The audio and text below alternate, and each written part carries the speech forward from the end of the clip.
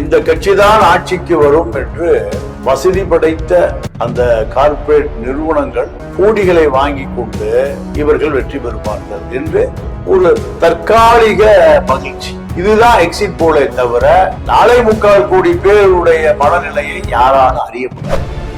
ஒரு 5 நிறுவனங்கள் திமுக ஆட்சிக்கு வரும் சொல்றாங்க, 2 நிறுவனங்கள் அதிமுக ஆட்சிக்கு வரும் சொல்றாங்க, ஒரு நிறுவனம் விஜய் ஆட்சிக்கு வருவார். இது அத்தனையுமே உண்மைக்கு மாறான செய்தி. விஜய்க்கு ஸ்ட்ராட்டஜி வகுத்து கொடுக்கிற ஜான் ஆரோக்கியசாமிய பிராண்ட் அம்பாசிடர். ஒக்க கூட எல்லாரும் குடிக்க வைக்கலாம், ஒக்க கூட குடிக்க வைக்கலாம், ஓட்டு போட வைக்க முடியும். முதல்வர் இருக்கையில் அமரப்போவது யாருன்னு உங்க கணிப்பில்? அது எடப்பாடி தான் முதலமைச்சர் வரப்போகுது. திமுக ஜெயிக்காது. விஜய் ஜெயிக்கணும்னா 35% மேல வரும். பாஜக மீறி இந்தியாவில் யாருக்கும் அரசியல் பண்ண முடியாது, மம்தாவை தவிர. தமிழ் மரபுக்கும் தமிழ் மக்களின் நெஞ்சத்துக்கும் எனது அன்பார்ந்த வணக்கம். தேர்தல் பரபரப்பின் மத்தியில் மக்கள் மனதை பிரதிபலிக்கும் வகையில் எக்ஸிட் போல் கருத்து கணிப்புகள் வெளியாகி அரசியல் அரங்கில் பெரும் விவாதத்தை ஏற்படுத்தியுள்ளது. இது எந்த அளவு நம்பகத்தனமானவை, இது அடுத்த 5 ஆண்டின் ஆட்சியை தீர்மானிக்கிறதா என்பது பல கேள்விகள் எழுந்துள்ளன. இது குறித்து விவாதிப்பதற்காக நம்மோடு இருந்திருக்கிறார் திரு தமிழா பாண்டியன் அவர்கள். வணக்கம் சார். வணக்கம் சார். 2026 சட்டமன்ற தேர்தல் சிறப்பாக முடிஞ்சிருக்கக்கூடிய இந்த சூழல்ல எக்ஸிட் போல் கருத்து கணிப்புகள் வெளியாகிறது. இந்த கருத்து கணிப்புகள் யாருக்கு வெற்றி என்பதை உறுதி செய்யுமா, இல்லை இது ஒரு பெர்செப்ஷன் கேமா? 2026 சட்டமன்ற தேர்தல் யார் வெற்றி பெற போவது என்ற பல கேள்விகளும் குழப்பங்களும் எழுந்துள்ளன. அதை பற்றி தங்களது பார்வை. அதற்கு முன்பு எக்ஸிட் போல் கருத்து கணிப்பு என்றால் என்ன, எதன் அடிப்படையில் இந்த கணிப்புகள் கணிக்கப்படுகிறது என்பதையும் பார்வையாளருக்கு ஒரு முன்சுருக்கமாக கொடுக்கலாம் சார். இல்ல, இந்த வாக்காளர்கள் 4.25 கோடி பேர், 4.25 கோடி பேருடைய மனநிலையை 1% மக்கள் பிரதிபலிக்க மாட்டாங்க. அப்போ இந்த எக்ஸிட் போல் என்பது ஒரு கார்ப்பரேட் தனமான பெய்டு நியூஸ். ஒரு கட்சிய இந்த கட்சிதான் ஆட்சிக்கு வரும் என்று வசதி படைத்த அந்த கார்ப்பரேட் நிறுவனங்கள் கோடிகளை வாங்கி கொண்டு இவர்கள் வெற்றி பெறுவார்கள் என்று ஒரு தற்காலிக மகிழ்ச்சி அந்த கட்சிக்காரனுக்கு. இதுதான் எக்ஸிட் போலே தவிர 4.25 கோடி பேருடைய மனநிலையை யாராலும் அறிய முடியாது.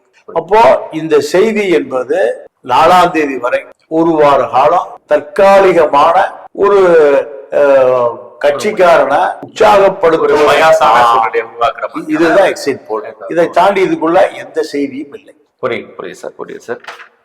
தற்போது வெளியாகியுள்ள ஊடகங்களின் எக்ஸிட் போல் கருத்து கணிப்பு பற்றிய விவரங்களை பத்தி தமிழா பாண்டியன் அவர்கள் எப்படி பார்க்கிறார்? இந்த எக்ஸிட் போல் என்பது நீங்க திமுக ஒரு 5 நிறுவனங்கள் திமுக ஆட்சிக்கு வரும்னு சொல்றாங்க, 2 நிறுவனங்கள் அதிமுக ஆட்சிக்கு வரும்னு சொல்றாங்க, ஒரு நிறுவனம் இந்தியா டுடே போன்ற ஒரு நீண்ட முன் அனுபவம் உள்ள நிறுவனம் விஜய் ஆட்சிக்கு வருவான்னு சொல்லுவாங்க. அப்போ இது அத்தனையுமே உண்மைக்கு மாறான செய்தி. நீங்க ஒரே வாக்குப்பதிவு நடந்த இடத்துல விஜய் ஆட்சிக்கு வருவார், திமுகவும் ஆட்சிக்கு வரும், அதிமுகவும் ஆட்சிக்கு வரும்னா அப்ப இது எப்படி இருக்கு? இந்த மக்களை ஒரு குழப்பத்தை திட்டமிட்டு ஏமாற்றுகிற செயலை தவிர இதுல 1% கூட உண்மையே இல்லை.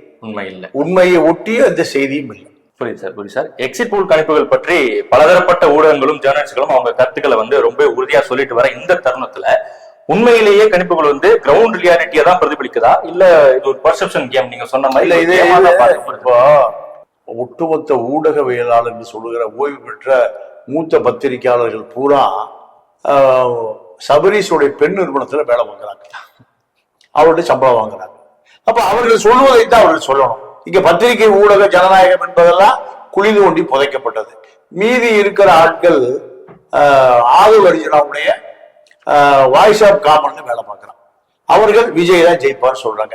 இது 2 தான் இப்ப இருக்கக்கூடிய பத்திரிகை சுதந்திரம். பத்திரிகை சுதந்திரம் தமிழ்நாட்டுல என்னைக்குமே இல்ல. நீங்க அதாவது காங்கிரஸ் ஆட்சி காலத்துல சுதந்திரமாக எதை வேண்டுமானாலும் எழுதலாம். திமுக ஆட்சிக்கு வந்த பிறகு திமுக அரசு விளம்பரம் பல 1000 கோடி ரூபாய் எடுத்து கொடுக்கலாம். பல 1000 கோடி, 5 வருஷத்துக்கு 1000 கோடி ரூபாய் கொடுக்கலாம் அரசு விளம்பரம்.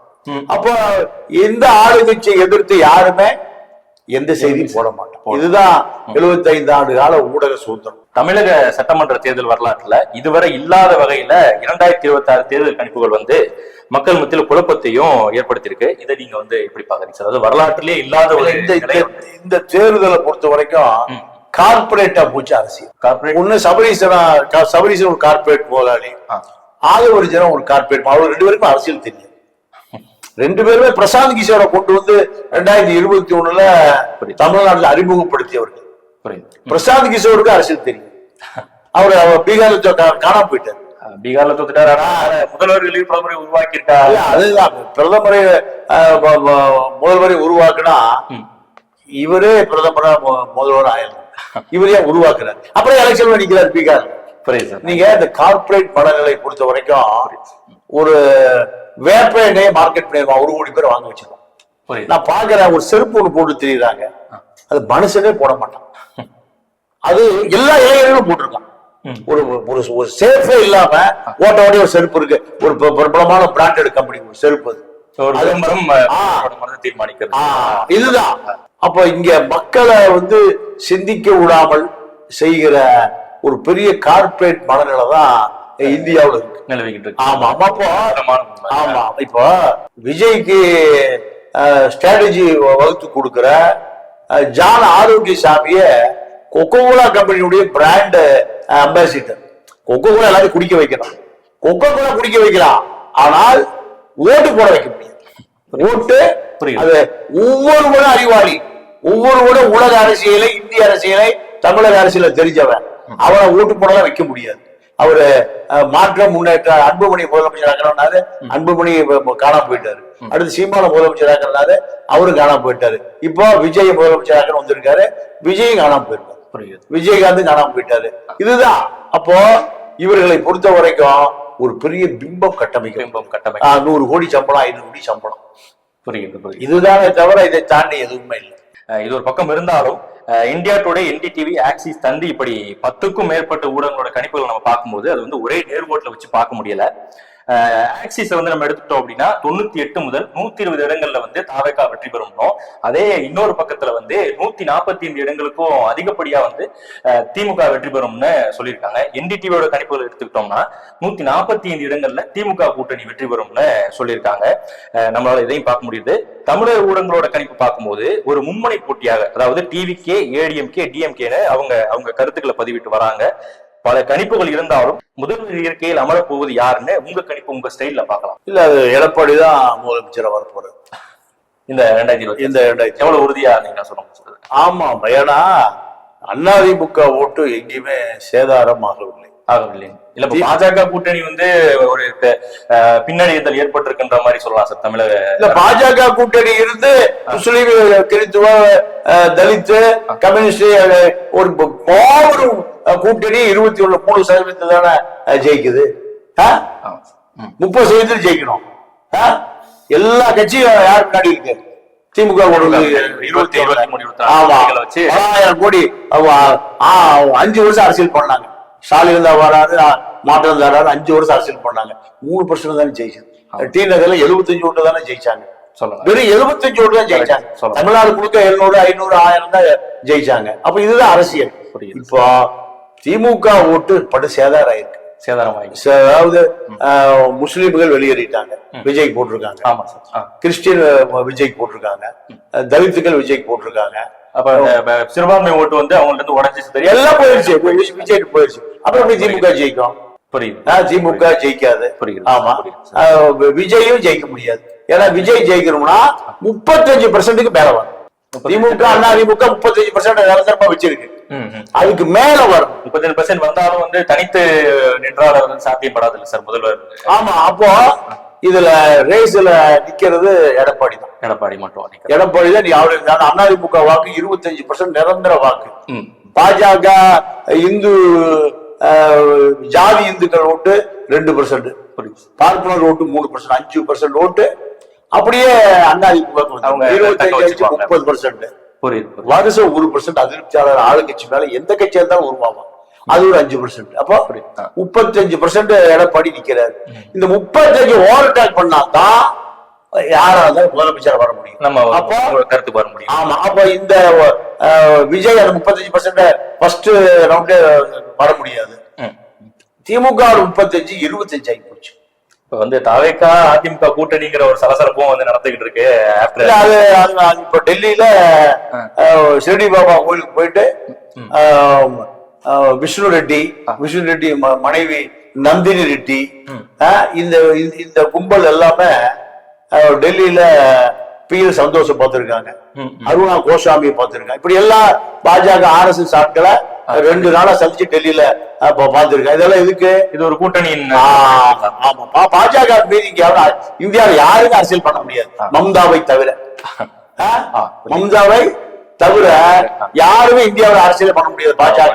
ஏதோ ஒரு வகையில ஒரு இரும்பு பெண்மணி. ஆமா, யாரோ ஒரு பக்கம் எல்லாமே கரப்டடா இருந்தா பாஜக கட்டுப்பாட்டம் போய்தான் ஆகணும். இதுதான் அரசியல். 100% உறுதியா இருக்கிறாங்க தாவேகாவை சேர்ந்த தொண்டர்கள் அனைவரும். அவங்களோட ரெப்ரசன்டேட்டிவா நான் ஒரு கேள்வி கேட்கிற மாதிரி நான் உங்கள்கிட்ட கேட்கிறேன். பாஜகவே காங்கிரஸை பின்னுக்கு தள்ளி நாங்கள் வந்து விடுவோம் அப்படின்ற மாதிரியான மனநிலையை வந்து அவங்க உருவாக்கி வச்சிருக்காங்களே, இது வந்து வாதத்துக்குள்ளான விஷயமா இல்ல வந்து இது வந்து நியாயமற்ற பேச்சா சார்? காங்கிரஸ் பாஜக இங்க இல்லையே.